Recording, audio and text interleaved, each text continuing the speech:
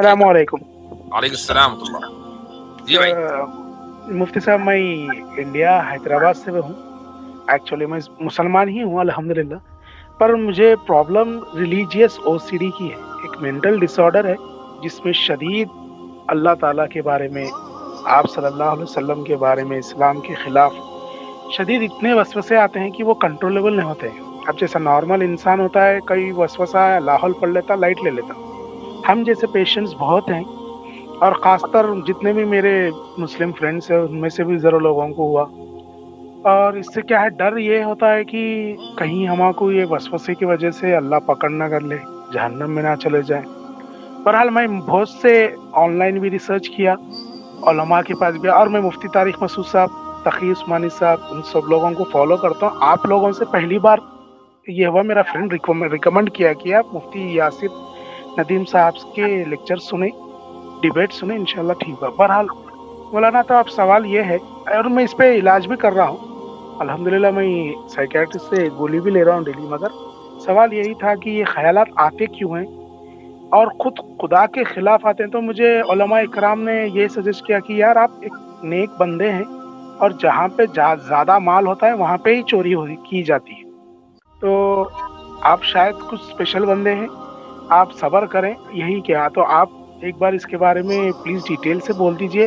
और मैं आपसे रिक्वेस्ट करता हूँ कि ये जो क्लिप मैं पूछ रहा हूँ अभी से लेके आपके जवाब तक, इसकी क्लिप काट के अलग से डाल दीजिए प्लीज़। मैं, मेरे बहुत से फ्रेंड्स हैं, वो भी सफ़र कर रहे हैं, तो उनको भी भेज दूंगा ताकि वो मुतमईन हो जाए। देखें, आपने सबसे पहली बात जो की वो ये की कि मुझे जो ख्यालात आते हैं वो खुदा ही के खिलाफ क्यों आते हैं। ठीक है, तो एक चीज़ जहन में रखिएगा कि एक इंसान को सिर्फ खुदा के खिलाफ ही ख्याल नहीं आते। ये तो ओसीडी की एक ख़ास जो किस्म है वो आपने बयान कर दी। बहुत से लोग होते हैं जिनको ये ख्याल आता है कि वो उनके माँ बाप, बीवी बच्चे उनके दुश्मन हैं। ठीक है, कि जिनके साथ उनकी पूरी ज़िंदगी गुजर रही है वो उनको अपना दुश्मन समझने लगते हैं। ये एक दूसरी किस्म है। एक और किस्म वो होती है कि जिसमें इंसान को सुसाइडल थॉट्स आने लगते हैं और वो चाहता है कि मैं अपने आप को मार दूं। तो एक अपने आप को मारना, सुसाइडल थॉट्स का मतलब ये है कि आदमी अपनी ही जान का दुश्मन बन जाता है।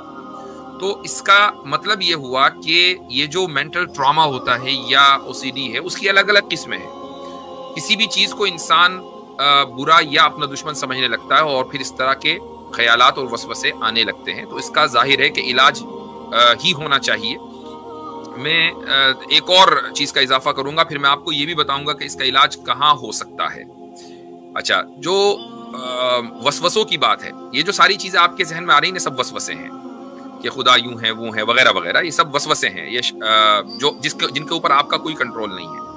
और ये याद रखिएगा कि अगर आप यहीं तक रुके रहे और इसके आगे नहीं बढ़े, जो चीज़ आपके कंट्रोल में नहीं है, और मान लीजिए इस हाल में किसी इंसान का इंतकाल हो जाए, तो इंशाअल्लाह सुम्मा इंशाअल्लाह अल्लाह की नज़र में वो माफ़ है, चूँकि ये ख्यालात उसके इख्तियार में नहीं थे, उसके इख्तियार के बाहर थे।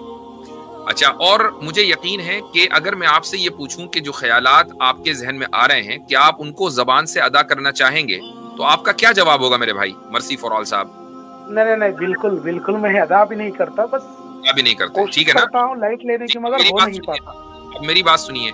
कुछ सहाबा रसूल अकरम सल्लल्लाहु अलैहि वसल्लम की खिदमत में हाजिर हुए और कहा कि या रसूल अल्लाह, हमारे दिलों में कुछ ऐसे ख्याल आते हैं जब हम आपकी मजलिस में नहीं होते कि हम उनको जबान पर लाना भी गवारा नहीं करते, कि जबान पर लाएंगे तो कहीं दीन से खारिज ना हो जाए, काफिर ना बन जाए। तो रसूल अकरम सल्लल्लाहु अलैहि वसल्लम ने उनके ऊपर नाराजगी का इजहार नहीं किया, बल्कि आपने फरमाया कि वाकई अवक़द वजदतुम, वाकई तुम्हें इस तरह के ख्यालात आ रहे हैं? तो उन्होंने कहा जी। तो आप सल्लल्लाहु अलैहि वसल्लम ने फरमाया कि अगर तुम इन ख्यालात को जबान पर लाना गवारा नहीं करते तो फिर यही तो ईमान है। ये जो आपने ये बात कही ना कि नहीं मैं जबान के ऊपर भी नहीं लाना चाहता, इसका मतलब ये है कि ईमान माशाअल्लाह मजबूत है। अब ये जो वसवसे आ रहे हैं इनको आप भूल जाइए, इनकी टेंशन न लें, ये आते रहेंगे जाते रहेंगे, इसका कोई मसला नहीं है। लेकिन एक आदमी अगर फिर भी, जब तक कि आपका इलाज चल रहा है चलाएं। मैं एक बड़ा मसला ये है कि जो यानी मुसलमान साइकाइट्रिस्ट हैं, वो एक खुसूसन जो इस्लामिक मेथड है साइकोलॉजी का, उस पर हमारे पास बहुत कम काम हुआ है इस मैदान में। आई डोंट नो पाकिस्तान में तो खैर मुझे नहीं मालूम, लेकिन इंडिया में तो नहीं हुआ। इंडिया में तो आम एजुकेशन पर नहीं हुआ मुसलमानों की, चाहे जाए कि इस खास फील्ड में हुआ हो। لیکن ساؤتھ افریقہ میں باقاعدہ ایک ادارہ ہے کہ جہاں اسلامی نظام کے ذریعے یعنی سائیکولوجیکل جو ٹریٹمنٹ ہے وہ دیا جاتا ہے، اور باقی 40 دن 50 دن وہ اپنے پاس رکھتے ہیں، اور ڈیپینڈ کرتا ہے کہ آپ کس لیول کے پیشنٹ ہیں، اور وہ دینی اعتبار سے یعنی سنت میں جو طریقے ہیں ان کو وہ اختیار لاتے ہیں، وہ باقاعدہ وہ سرٹیفائڈ ڈاکٹرز ہیں، وہ ان کو بروئے کارڈ لاتے ہیں، اور ماشاءاللہ ان کے پاس جو ریشیو ہے وہ 90% پلس ہے، جو کیور کا جو ان کے پاس ریشیو ہے، اور ایک سے ایک آدمی ان کے پاس آتا ہے۔ لیکن میں یہ نہیں کہہ سکتا کہ بھائی سارے لوگ ساؤتھ افریقہ پہنچا، ہر ایک آدمی obviously بات ہے کہ اس چیز کو وہاں جانا ہی افورڈ نہیں کر سکتا، لیکن اگر آپ افورڈ کر سکتے ہیں تو پھر اپنی زندگی کے میں اس سکون لانے کے لیے آپ ضرور وہاں جائیں۔ مجھے آپ ای میل کر دیجیے گا، میں انشاءاللہ اس کا آپ کو نمبر کسی سے ایک صاحب ہیں ان سے لے کر میں آپ کو بھیج دوں گا انشاءاللہ، اگر آپ مجھے ای میل کر دیں گے، اگر آپ وہاں جانا چاہیں۔ میرے علم میں وہی ہے، انڈیا میں باقاعدہ اس موضوع کے اوپر کوئی کام اسلامک پوائنٹ آف ویو سے نہیں ہوا ہے۔ جو بھی سائیکائٹرسٹ ہوتے ہیں وہ ایک سیکولر مائنڈ سیٹ رکھتے ہیں، ان کے یہاں تو ریلیجن کی کوئی اہمیت ہے ہی نہیں کہ چاہے جائے کہ وہ آپ کی ان عقیدوں کی حفاظت کے لیے آپ کو کوئی علاج تجویز کریں۔ اچھا حضرت، میں اس میں ایڈ کرنا چاہوں گا ایک دو چیزیں، صرف بڑی مختصر، جو شاید فائدہ دے جائے۔ پاکستان کے حوالے سے حضرت نے جو بات کی، ایک بک ہے جس کو پریزیڈنشل ایوارڈ ملا تھا، فیمیل ہیں، ان کا نام ہے ڈاکٹر سعیدہ غزنوی، ان کی کتاب ہے نبی اکرم صلی اللہ علیہ وسلم بحیثیت ماہر نفسیات، بڑی شاندار کتاب ہے، اردو کے اندر میں سمجھتا ہوں اس موضوع پر منفرد کتاب ہے، اور اس میں بڑے بڑے 5 جو ہیومن انسٹنکٹس ہیں یا کمپلیکسز ہیں، جیسے فیئر کمپلیکس ہے، اینگر کمپلیکس ہے، یہ دوسری تیسرے جو ایموشنز ہیں ان کو ڈیل کرنے کی بڑی شاندار کتاب ہے، اس کو صدارتی ایوارڈ بھی ملا اس کتاب کو، نبی اکرم صلی اللہ علیہ وسلم بحیثیت ماہر نفسیات، پی ڈی ایف میں مل جائے گی بلو کلر کی۔ ایک تو یہ میں بات حضرت کرنا چاہتا، دوسرا میں یہ سمجھتا ہوں کیونکہ میں خود حضرت شکوک و شبہات سے بڑا الجھا، اور اس طرح لگتا تھا جیسے طوفان کے اندر تھپیڑے انسان کو پڑتے ہیں نا، تو یوں نفسیاتی طور پر کشیدگی ہوتی ہے۔ میں جس نتیجے پر پہنچا ہوں نا، میں وہ تھوڑا سا ہلکا سا شیئر کر دیتا ہوں، ہو سکتا ہے کسی کو فائدہ، مضطرب روح کو فائدہ مل جائے۔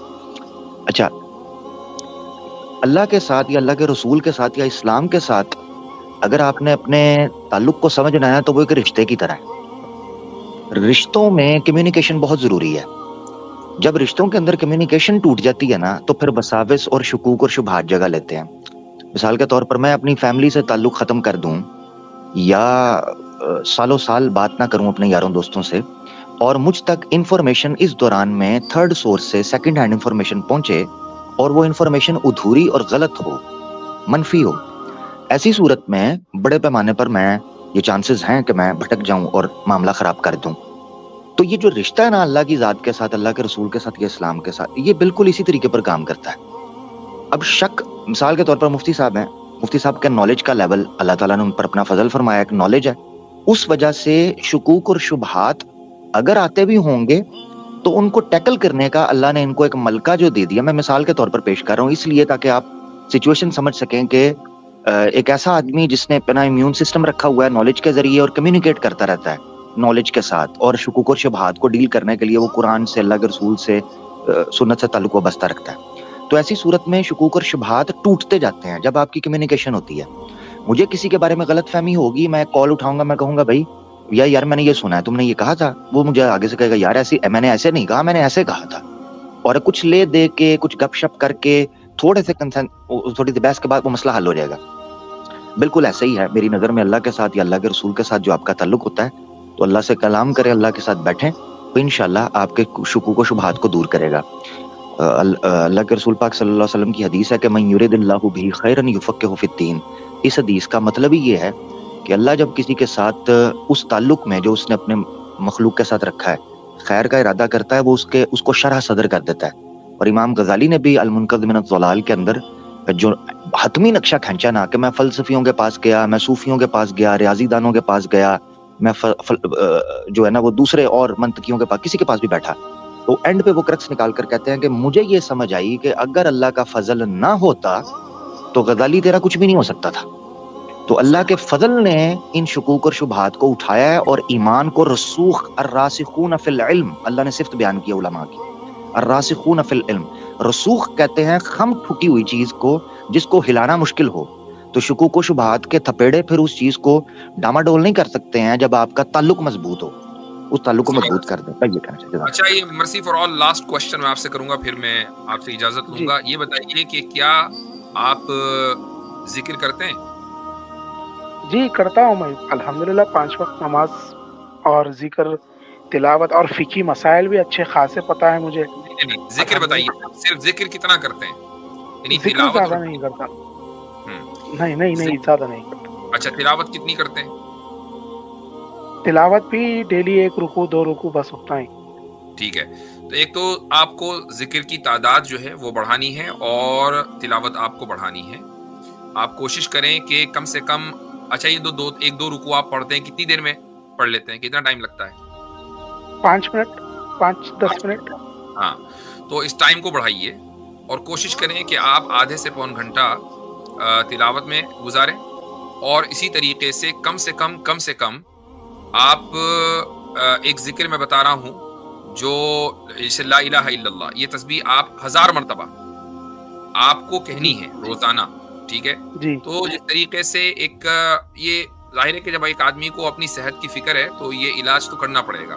कुरान करीम में इसका इरशाद है 1000 नंबर, कोई ऐसा नहीं है कि अगर 1000 नहीं पढ़ा तो वो काम नहीं करेगा। 1000 मैंने इसलिए दिया चूंकि इसमें टाइम भी लगेगा, उसमें एफर्ट लगता है, वरना 2-3 मरतबा तो ला इलाहा इल्लल्लाह हम चलते फिरते कह ही देते हैं।